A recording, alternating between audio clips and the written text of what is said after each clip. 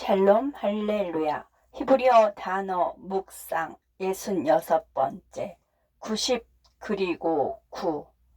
창세기 17장 1절. 아브라함이 99세 때에 여호와께서 아브람에게 나타나서 그에게 이르시되 나는 전능한 하나님이라. 너는 내 앞에서 행하여 완전하라. 99세를 의미하는 히브리어는 티심샤나 베타샤샤니이다. 아브라함의 나이는 오늘날 우리가 나이를 세는 방식으로 99세였을 수도 있고 아닐 수도 있다. 셈종 문화는 정확한 나이에 관심이 없었기 때문에 사람의 나이를 대략적으로 말하거나 상징적인 숫자를 사용하는 경우가 많았다.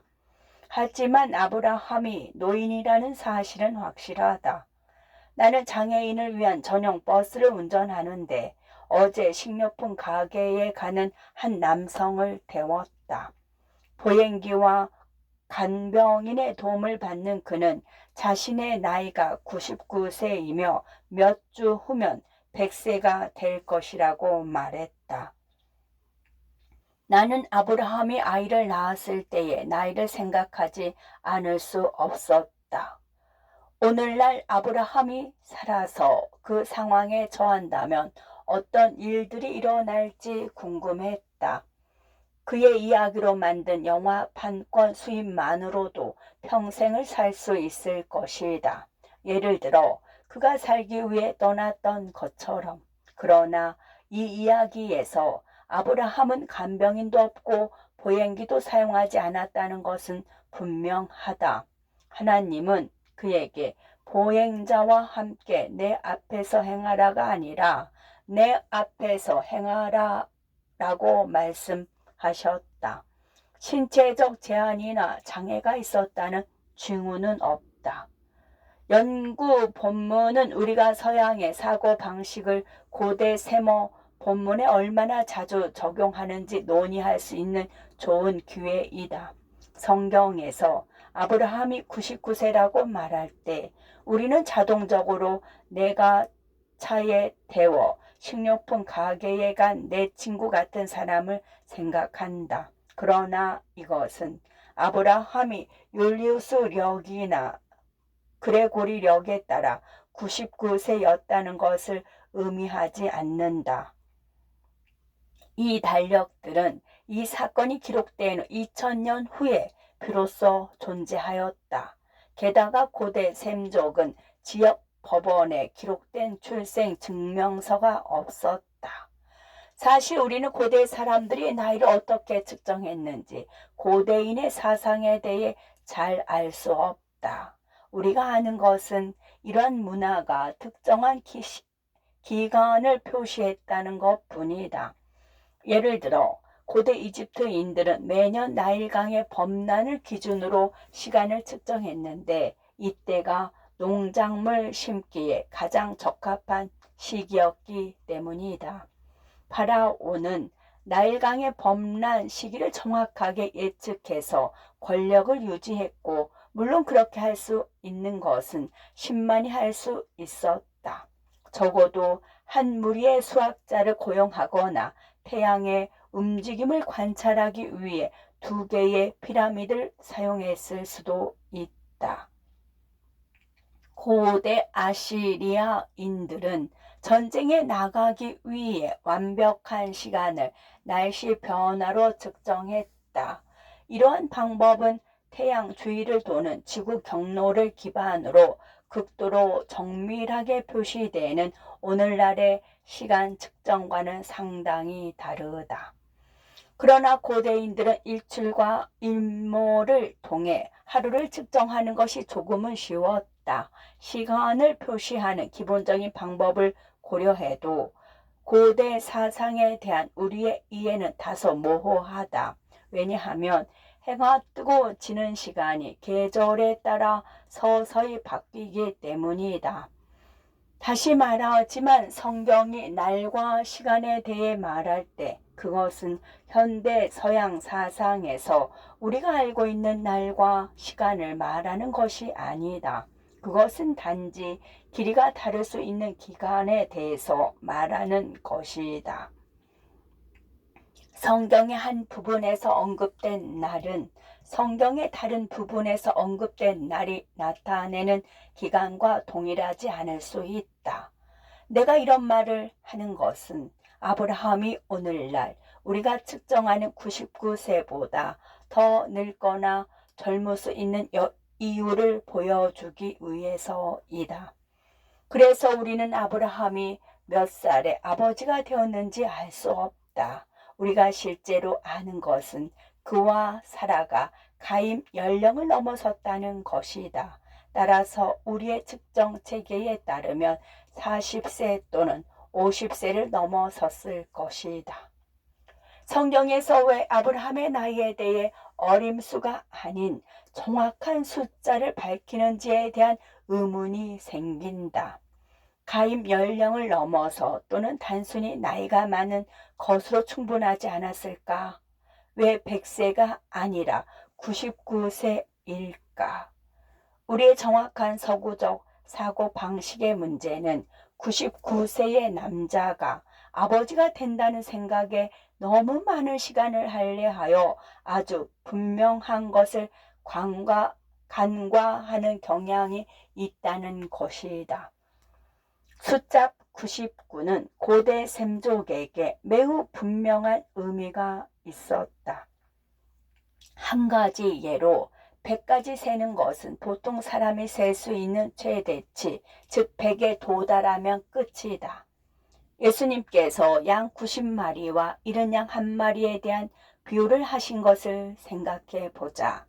고대 셈족 사람들의 마음에는 100이라는 숫자에 대해 심리적인 무언가가 있었다. 양 100마리는 부자가 되기 위한 문턱이었다.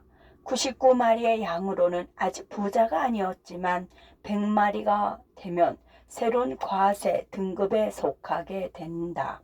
따라서 양을 100마리밖에 키우지 않는 목자에게 한 마리를 잃는다는 것은 심리적으로 큰 타격이었다. 양이 99마리로 99마리로 줄어들면 목자는 불안전하다고 느낄 것이다.